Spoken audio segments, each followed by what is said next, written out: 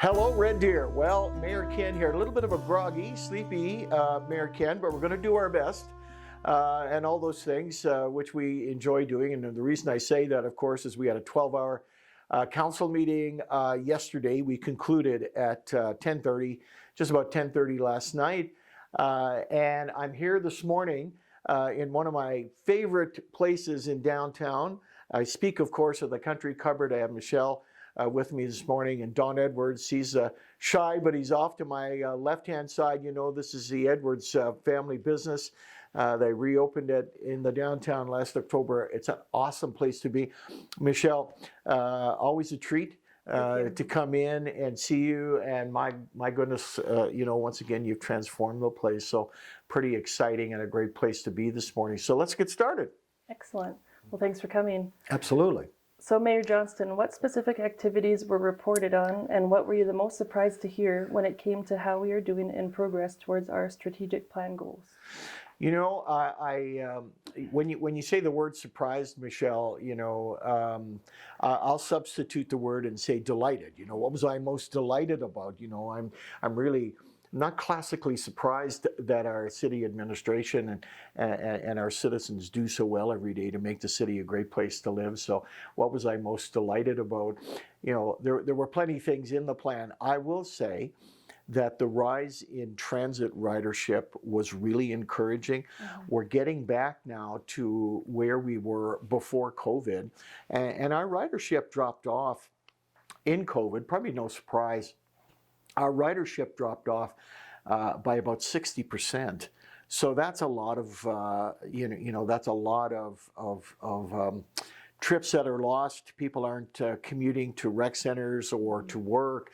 And you can imagine in those days, of course, you know, people were at home. Most of us had to stay home or stay isolated and all those things. So that ridership has come back. Almost now to pre-pandemic, what I would say, and far above last year. So the trend continues to build on transit. That was amazing. There's a program also that I'll talk about a little bit, which is a program geared towards youth. Mostly, and my God, if we have to give hope to any part of our society, it's our youth for sure. You know, this is a complex, often troubled world. So we have a program called Rip and Rec, and basically, sounds a little aggressive, I guess, but Rip and Rec is a program where kids can ride the bus and take advantage of rec centers at a discounted price, at a far discounted price. And that program has shot up like amazingly, which is terrific to hear because it means more kids are using our rec centers, more kids are traveling the city and getting integrated into the city at a good price, especially in these times when families are pinched, you know, and inflation is such as it is. So those were the two things I think that I was most delighted about. Plenty of other statistics in that, but when I think of those two things, certainly transit ridership and the Rip and Rec program, those were amazing. Yeah. And at the meeting, RCMP provided an update on the progress of the annual policing plan and on Red Deer's second quarter crime statistics. Yes. Yeah, you know, the crime statistics that we looked at yesterday were between June and September of last year. The RCMP calendar, in terms of what their annual calendar is, and our calendar, you know, are just off just a little bit. So this is their second quarter when we think of June to September, you know. So when I look at that program, Michelle, the RCMP has three priorities in the annual policing plan. Of course, they report on each one, you know, everything from community involvement to organized crime and criminal activity, all those, you know, things that we're grateful that the RCMP provides. The statistics continue to be very encouraging. Persons crime and property crime continue to decline year over year. So those are good numbers, without a doubt. Criminal offenses on drugs and so on are also trending downward, which is a good trend. Those things are positive. The involvement of the RCMP in our community in terms of being visible has also gone up in the last 12 months, which we're happy about as well. It's a difficult life. I don't think I have to tell anybody, I don't think I'm surprising anybody when I say that law enforcement is a difficult calling. It's a difficult, yes, it's a difficult lifestyle, difficult on the families, difficult on the members and that kind of thing. We heard yesterday, that about 1 in 5 of our RCMP detachment, we have about 165 or so members there. So we have about 145, I would say. That seems right, maybe 147, that are active on duty, and so the remaining 25 or so are not. And so, I remarked to the inspector yesterday that when 20% of your workforce, just about 20% of your workforce, is on a leave of some kind, it speaks to the pressure and the stresses of police work and emergency work. But it was a very positive report, extremely positive report. Council was really appreciative of it. I think our citizens are appreciative of it. And from that perspective, I was very encouraged. Mm-hmm. And also at yesterday's meeting, the DBA presented its 2024 budget for council's consideration. Mayor Johnson, can you talk a bit about what the DBA is responsible for and how the city and the DBA work together? Well, what a setting we are in to talk about the DBA, because the DBA and you are pretty much neighbors here. Mm-hmm. You could throw don't do this, a snowball across the street. If we get any snow, Michelle, yes. You could throw it across the street and put it through their window, kind of thing. So you're neighbors with the DBA, and the DBA was formed as an organization that would promote activity in the downtown and promote the downtown in a way that would attract residents from across the city to shop, support the merchants that are downtown in terms of visibility and advocacy, and, advertising support, grant support, things like that.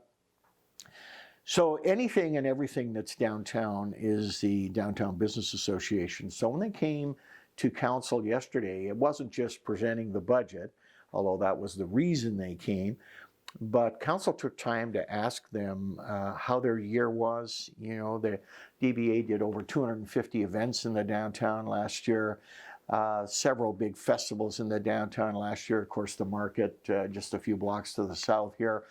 All of those things, facade improvements, the Ross Street patio, the art center, the opening up of some new art installations in the downtown. All of those things were part of the DBA's narrative for 2023, really. Certainly one of the things that I don't think a lot of our public know, Michelle, but it's certainly well known to council, and it's an area where we have stepped in to help the DBA, is they are faced really with two major funding challenges. One is a program that was called Grants in Lieu, which was a provincial program. So, for example, around the provincial buildings or public buildings downtown, the province would ordinarily pay the city for snow clearing, maintenance, things that a business owner, your business, your dad's business, would pay the city to look after. Well, the province discontinued that program in 2018, which was a major hit to the Downtown Business Association's budget. So a couple things, federal building closing and the provincial downloads really impacted the DBA's budget.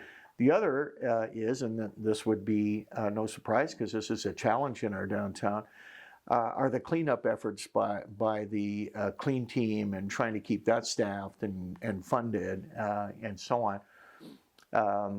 Certainly downtown has its share, its burden, frankly, of social challenges and so on. And the DBA has a contract from the city, through the city, to operate a clean team and so on. So that's a challenge.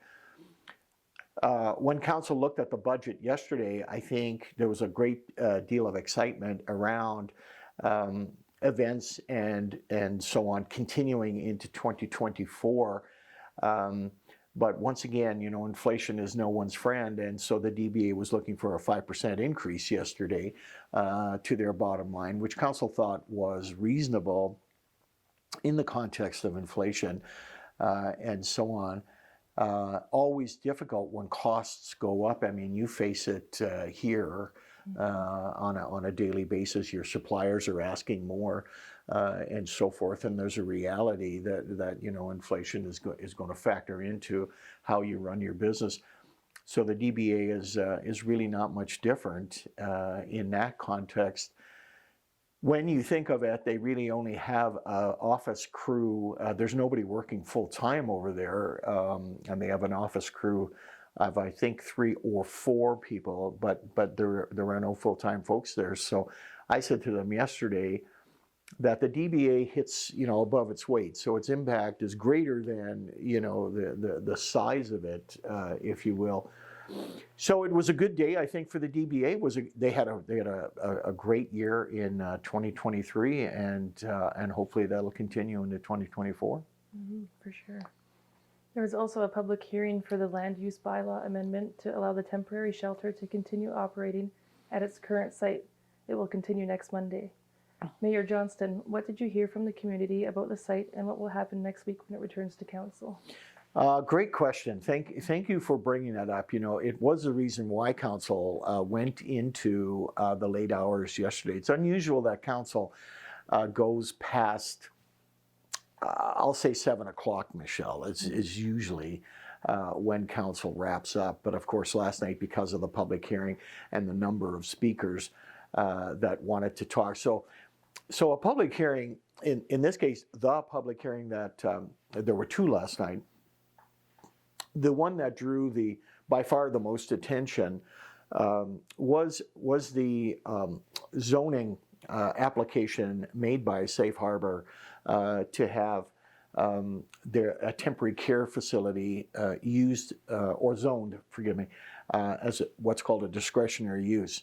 So there were 3 options for council. One was to approve that.